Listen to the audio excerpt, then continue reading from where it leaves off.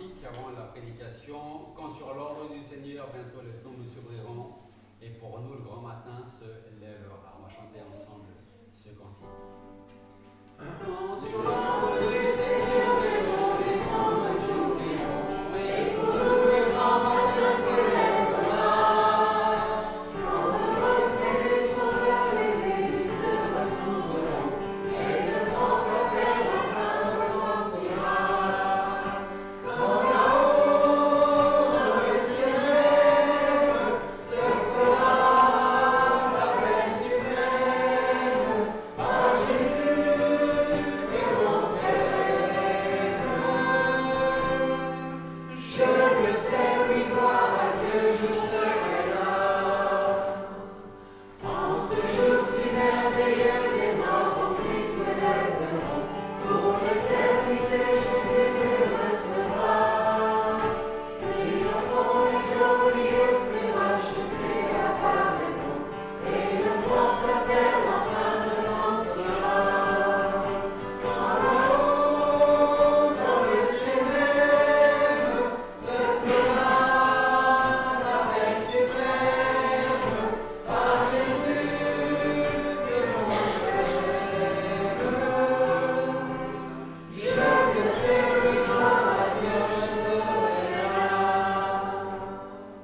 Sans relâcher d'un seul cœur, travaillons tous en ces bas lieux, car bientôt le jour de grâce finira. Le repos et le bonheur nous sont réservés dans les cieux, où le grand appel enfin retentira. Quand là-haut, dans le ciel même, se fera l'appel suprême par Jésus que mon cœur aime. Je le sais, oui, gloire à Dieu, je serai là. Bien, merci.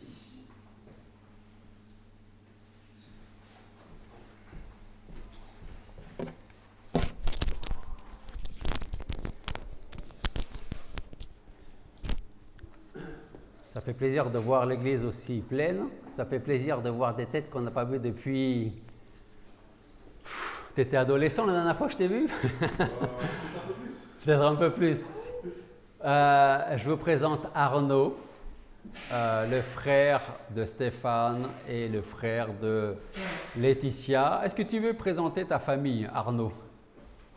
Bonjour, je suis avec ma femme Sabrina que tu as connue au Oui, oui, oui. Je ne sais pas si tu te rappelles. Oui, J'ai ma grande-fille Lana.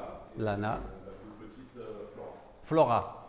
Ok, eh bien écoutez, soyez les bienvenus. Merci. Vous savez à quoi je pensais pendant que je jouais au piano? Je pensais aux 35 ans de l'église. Je ne sais pas si vous pourrez y être, mais je l'espère, ou d'autres. Mais voilà, j'ai envie de croire qu'il va y avoir du monde à l'église. Hein?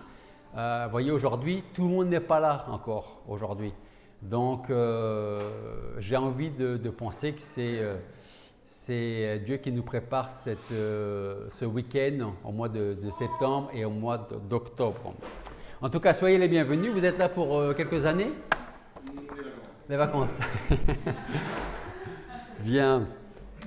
Et puis John aussi, on revoit. Alors, on ne présente plus John. Hein? Ça va, John? Super. Parfait. La colonie de vacances, c'était bien, Élise? Oui? C'était bien. C'était super. Tu y retourneras? Eh bien, c'est très bien. Très bien, très bien. Bien, écoutez, de quoi nous sommes en train de parler depuis quelques semaines? Je ne demanderai pas à Arnaud. Hein. De quoi parlons-nous depuis maintenant? Cette semaine, ce sera la 5e semaine. On a entamé un thème qui est le thème de l'assurance. Okay? Donc, on a tous besoin dans la vie courante d'une assurance, qu'elle soit pour la voiture, pour la maison, pour les enfants, pour un tas de choses. Et nous avons aussi cette assurance que Dieu nous donne à travers sa parole. Alors, nous allons poursuivre notre série sur l'assurance ce matin. Est-ce que quelqu'un a je l'espère, quelques souvenirs du premier thème sur l'assurance. C'était, on a parlé de quoi? La première prédication.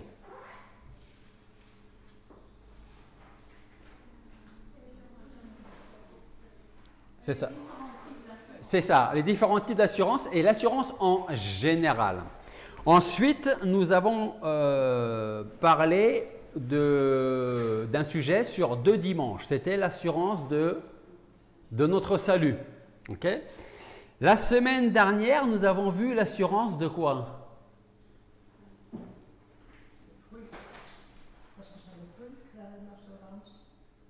Non. L'assurance d'une vie nouvelle. OK?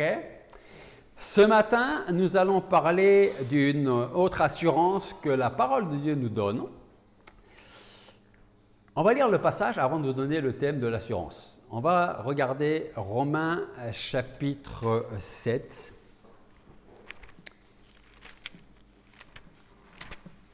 Romains chapitre 7.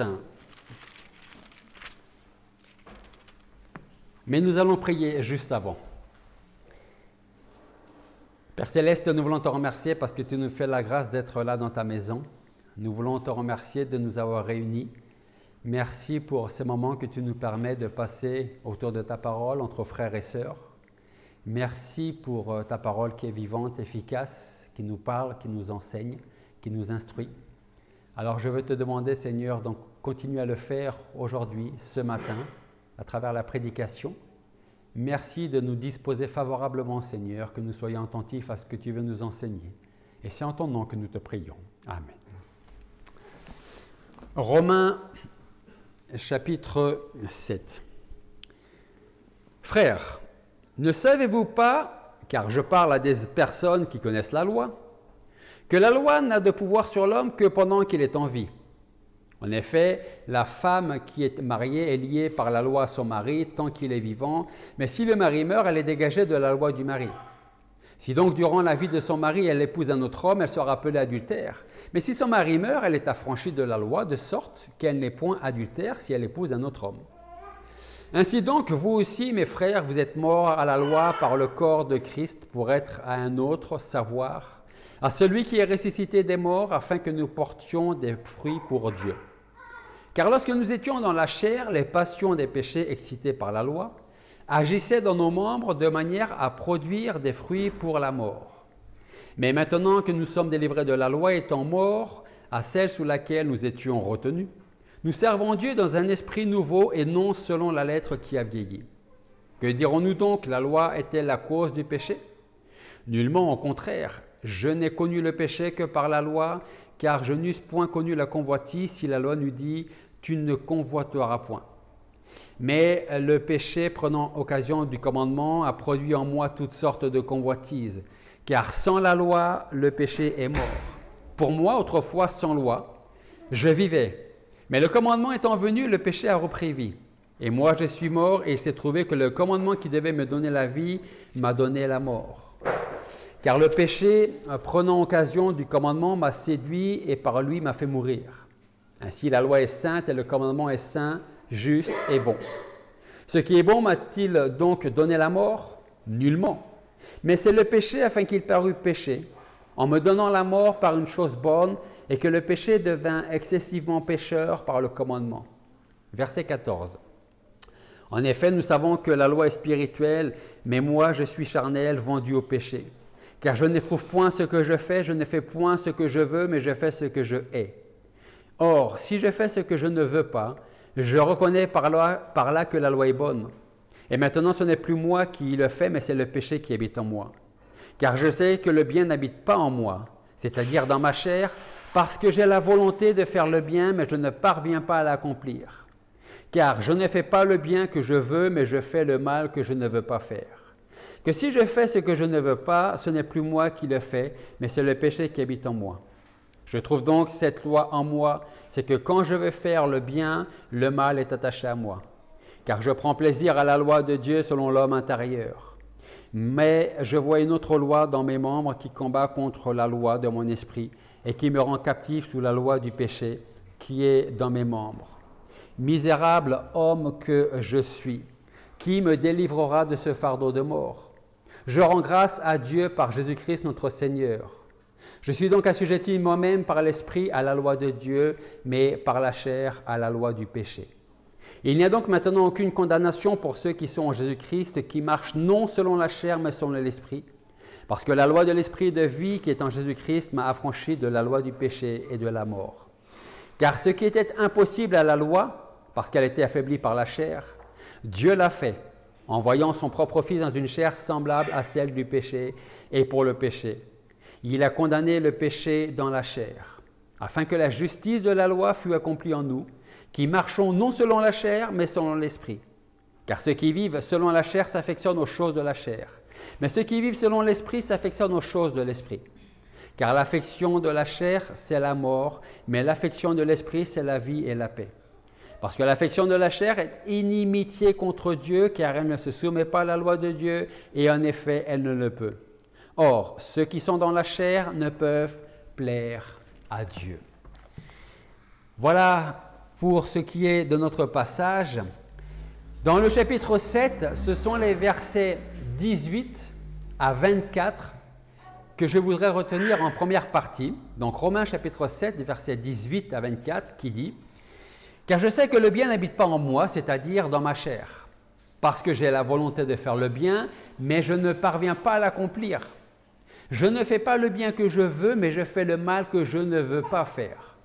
Que si je fais ce que je ne veux pas, ce n'est plus moi qui le fais, mais c'est le péché qui habite en moi. Je trouve donc cette loi en moi, c'est que quand je veux faire le bien, le mal est attaché à moi. Car je prends plaisir à la loi de Dieu selon l'homme intérieur.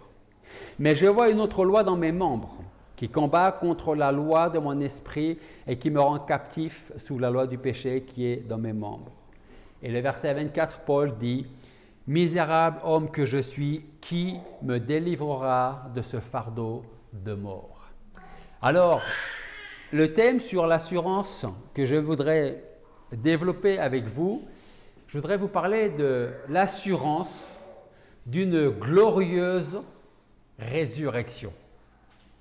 Ce qui est intéressant avec les paroles de Paul, c'est qu'il pose une question au verset 24. D'abord, il affirme quelque chose et je pense que son affirmation, on peut le prendre pour nous. Il dit quoi? Il dit « Misérable homme que je suis ». Je vais vous dire quelque chose qui n'est pas un secret, mais qu'on a besoin de se souvenir très régulièrement. On ne peut pas venir à Christ si avant de venir à lui, nous ne disons pas les mêmes choses que l'apôtre Paul, c'est-à-dire « misérable homme » ou « misérable femme que je suis, qui peut me délivrer de ce corps de mort ?» Si nous allons vers le Seigneur en disant « je ne suis pas aussi mauvais que ça, mais sauve-moi quand même », on n'a pas tout compris à la repentance. Okay?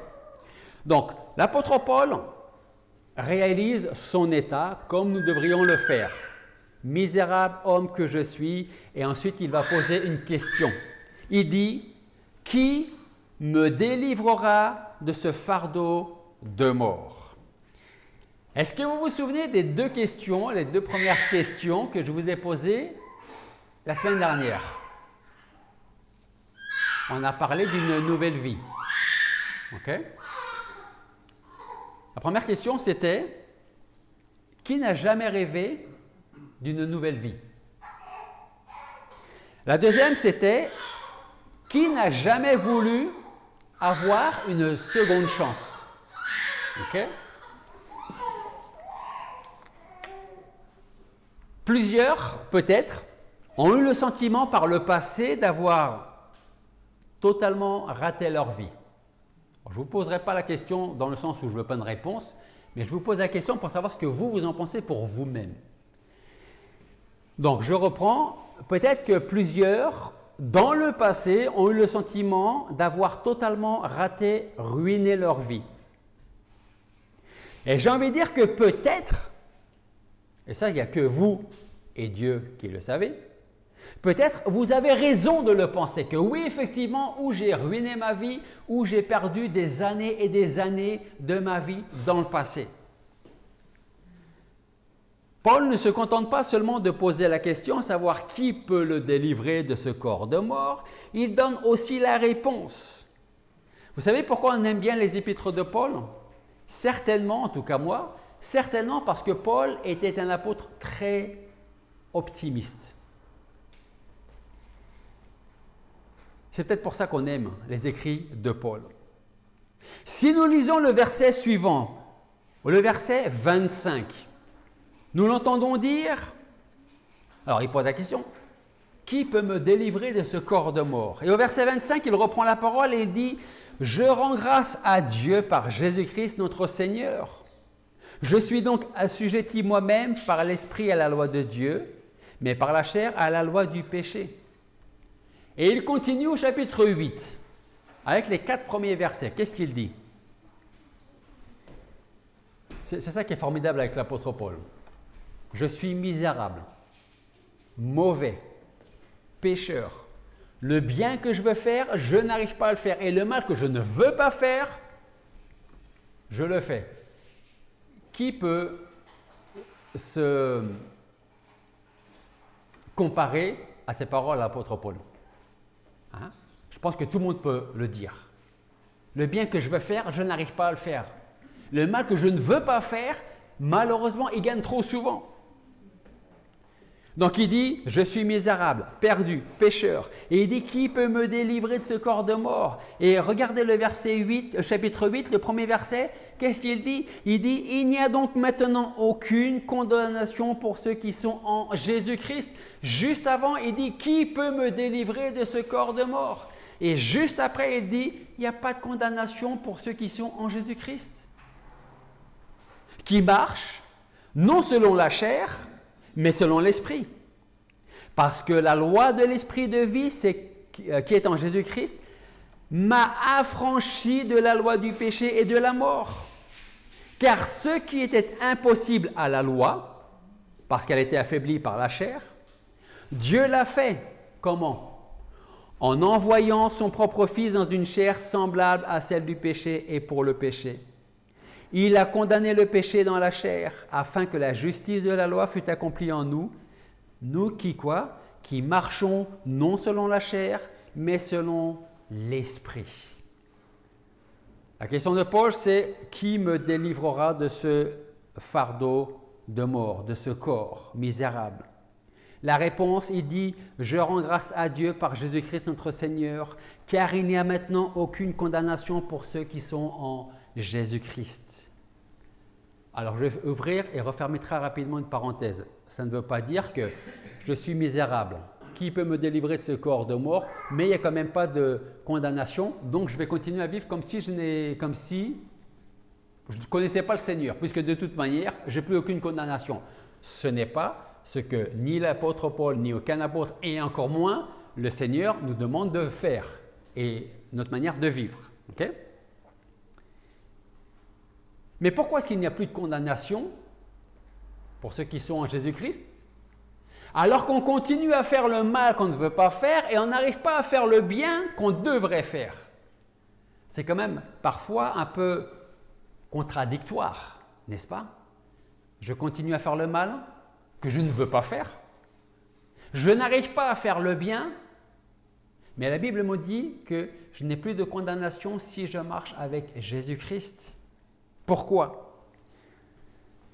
La réponse, Paul le donne en Éphésiens chapitre 1, verset 7, où il répond, donc j'ai envie de dire qu'il répond à sa propre question, parce qu'en lui, en Jésus-Christ, nous avons la rédemption par son sang, la rémission des péchés selon les richesses de sa grâce. C'est ce que Paul disait aux chrétiens d'Éphèse en Éphésiens chapitre 1, verset 7. Lorsque nous pardonnons une offense, est-ce que c'est facile de pardonner une offense qu'on vous a faite? Est-ce que c'est compliqué? Est-ce que Moi, je remercie le Seigneur d'être là parce que je vois tous vos visages. Hein? Est-ce que vous avez le sentiment que parfois c'est impossible de pardonner quelque chose qu'on vous a fait? Vous avez déjà eu ce sentiment? Hein? C'est compliqué parfois. Hein? Lorsque nous pardonnons une offense, parfois avec l'aide de Dieu, une blessure, ou quand nous effaçons une dette, et je ne parle pas forcément d'une dette financière, nous ne devrions rien attendre en retour. Sinon, ce n'est plus un pardon, bien au contraire. Je te pardonne, mais je vais attendre quand même quelque chose en retour. Si nous vivons que de cette façon-là, ça va être compliqué pour nous, hein. En tout cas, on peut dire merci Seigneur parce que lui n'agit pas comme ça. Parce que quand lui il pardonne, il oublie. Il prend notre faute, nos blessures, nos offenses et il les jette très loin pour ne plus revenir dessus. Alors pour apporter cela à la grâce de Dieu, c'est la même chose. La grâce de Dieu accorde aux coupables que nous sommes ce que nous ne méritons pas. C'est ça la grâce de Dieu. Et j'aime souvent la comparer à la grâce présidentielle. Okay? Je crois, je ne veux pas dire de bêtises, il y en a peut-être qui vont me reprendre, c'est dans les années 80 que la peine de mort a été acquittée en France. C'était en tout cas sous Mitterrand. Okay? Dans les années 81, en tout cas, à partir du moment où Mitterrand était au pouvoir. Alors on n'est pas là pour savoir si la peine de mort est quelque chose de bien ou de pas bien. Simplement pour vous dire que si vous étiez condamné à mort, parce que vous étiez déclaré coupable, vous aviez éventuellement une possibilité de ne pas être exécuté. C'est ce qu'on appelait la grâce présidentielle. Okay? Le président pouvait vous dire, ok, je t'acquitte, tu ne vas pas mourir, par contre tu resteras en prison. On ne va pas non plus vous laisser partir. Déjà c'est ce qu'on fait aujourd'hui. Donc tu étais condamné à mort, je t'accorde ma grâce présidentielle, tu ne vas pas mourir demain ou la semaine prochaine, mais tu resteras en prison. La grâce de Dieu nous accorde ce que nous ne méritons pas. Elle oublie nos fautes et nos péchés et nos erreurs et nos manquements. C'est pour cela que Dieu nous dit dans le livre d'Ésaïe, au chapitre 43, verset 25, regardez ce passage avec moi. Ésaïe 43, 25.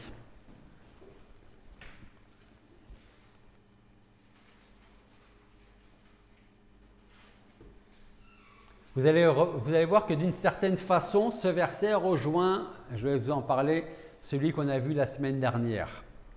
Ésaïe 43, verset 25 nous dit, c'est Dieu qui parle là, hein, à travers Ésaïe, mais c'est Dieu qui parle. Et il dit, c'est moi, Dieu. C'est moi qui efface tes forfaits pour l'amour de moi. Et je ne me souviendrai plus de tes péchés. Si Dieu ne le fait pas, personne ne peut le faire. Rappelez-vous du verset de la semaine dernière, un des versets de la semaine dernière. Je vous donnerai un cœur nouveau. Je vais enlever votre cœur de pierre. Je vais vous donner un cœur de chair. Je vais faire en sorte que vous marchiez dans mes statuts. Je vais faire en sorte que vous pratiquiez mes commandements. Si Dieu n'est pas à l'œuvre, si Dieu n'est pas aux commandes, je peux vous dire une chose avec certitude. Aucun d'entre nous, nous serions assis sur une chaise ce matin ici à l'église. Personne. C'est ce qu'on appelle la grâce de Dieu. Et là, peut-être que vous allez vous dire, ben, moi je suis bien là assis sur ma chaise et pourtant la grâce de Dieu, je ne la connais pas. C'est déjà bien si vous le reconnaissez. Et sachez une chose, c'est que vous pouvez connaître cette grâce de Dieu. Je voudrais vous traduire, enfin j'ai traduit les chants que j'aime bien de l'espagnol. Alors le titre original c'est « Je ne méritais pas tant d'amour ». Okay. La traduction en français que je vous ai faite est celle-ci. « Dans ton grand amour, tu as pris ma place, prenant sur toi ma culpabilité. Je ne peux pas imaginer ce que tu as enduré pour moi et la douleur de tes blessures. Tu m'as aimé sans aucune mesure. Laisse-moi aujourd'hui embrasser les blessures de tes mains et de tes pieds. Ces blessures que j'ai causées par mes péchés. Laisse-moi poser ma joue sur ton épaule et pleurer. Je ne méritais pas un amour si grand. Et ça, c'est ce que nous devrions dire au Seigneur, même aujourd'hui en étant sauvés. Parce que ça veut dire que je reconnais la grâce de Dieu. Qui je suis, moi, pour être assis sur cette chaise, pour connaître le Seigneur et surtout que le Seigneur me connaisse. Qui je suis? Pourquoi moi? Il vous le dira quand il sera au ciel, parce que même déjà pour ma propre personne, je ne sais pas et je ne le saurai jamais. Peut-être même pas au ciel, mais tout ce que je sais, c'est que ça s'appelle la grâce de Dieu. Eh bien, c'est ce même amour qui nous permet d'avoir l'assurance d'une glorieuse résurrection. Comme on peut le lire en 1 Corinthiens. Je vous invite à chercher ce passage avec moi. 1 Corinthiens chapitre 15, versets 39 à 44. 1 Corinthiens chapitre 15, versets 39 à 44.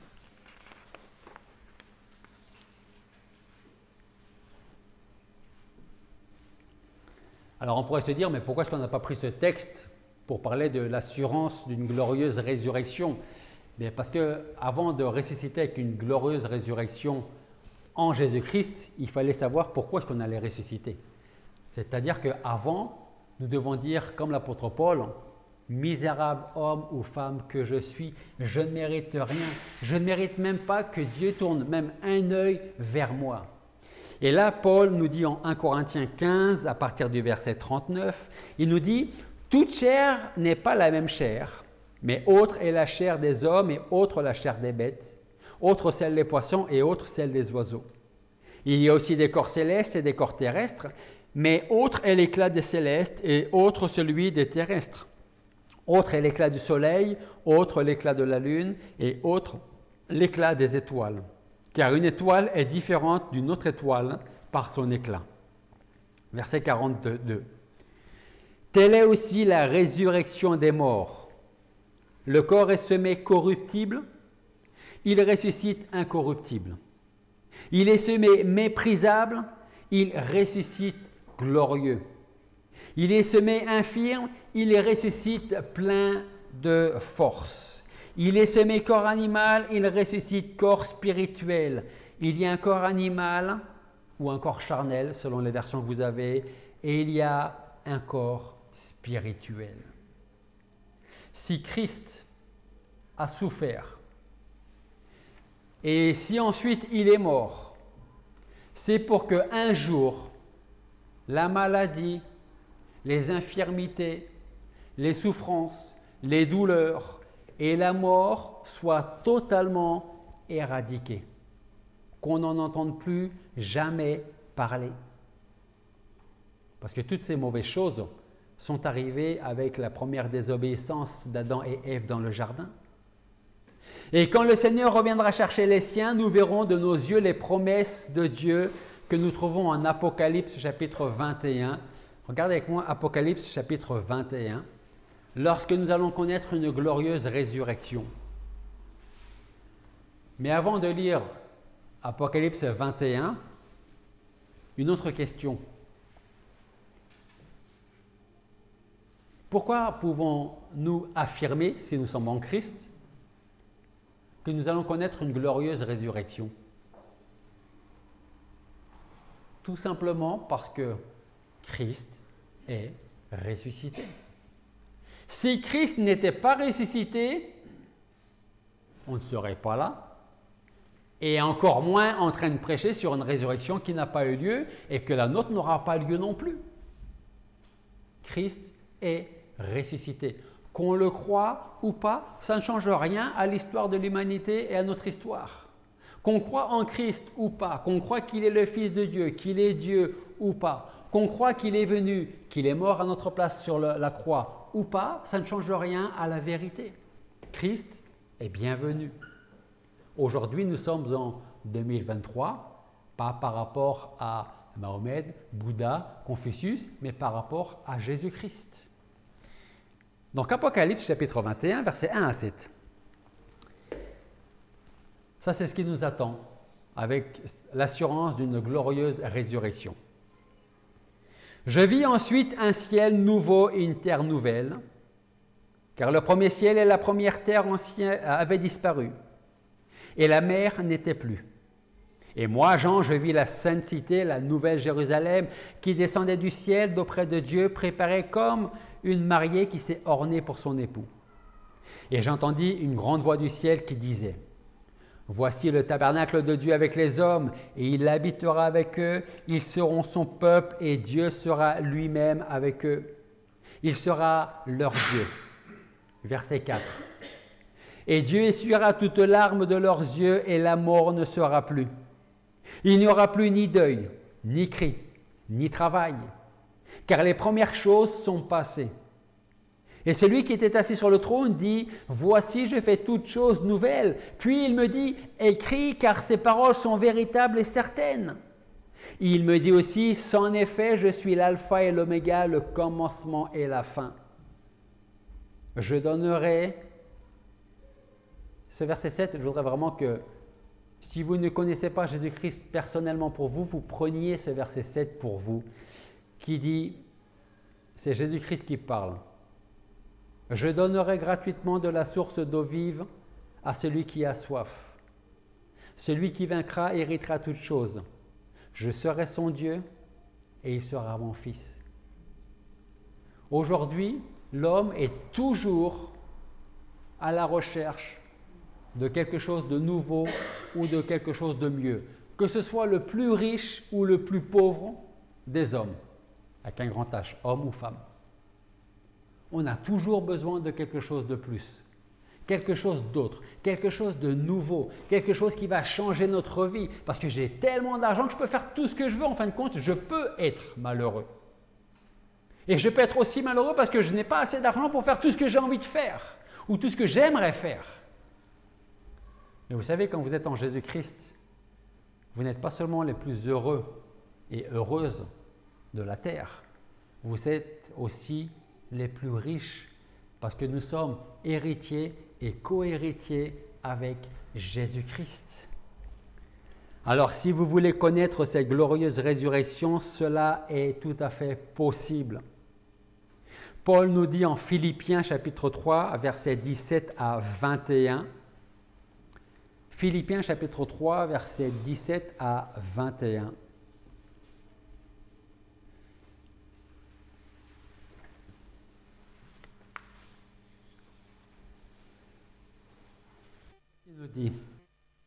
Il nous donne des avertissements et des encouragements, l'apôtre Paul.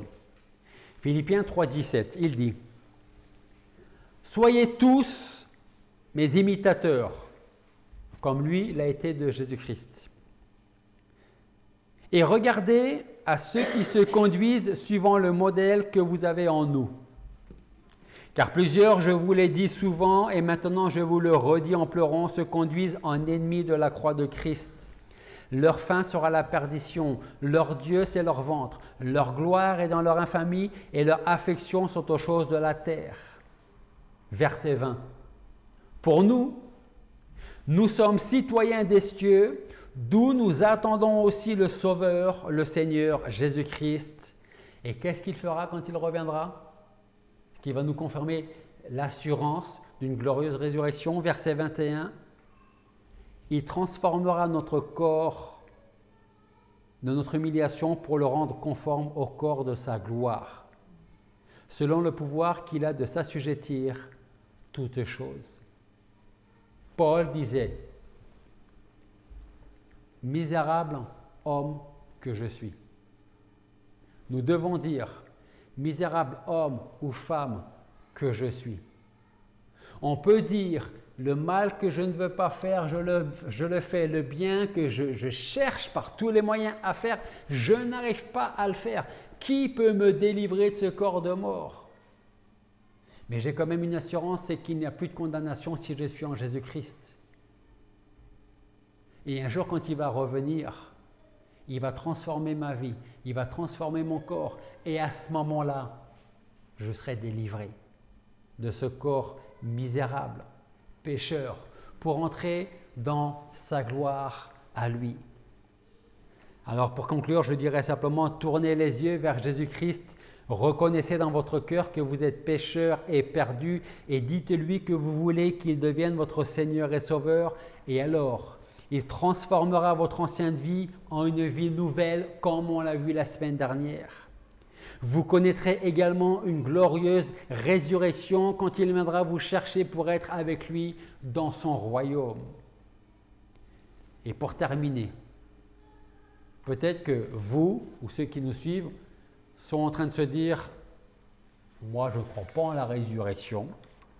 Je n'ai jamais vu personne ressusciter. Donc, ce n'est pas demain, ce n'est pas aujourd'hui que je vais commencer à le croire. » Il y a tellement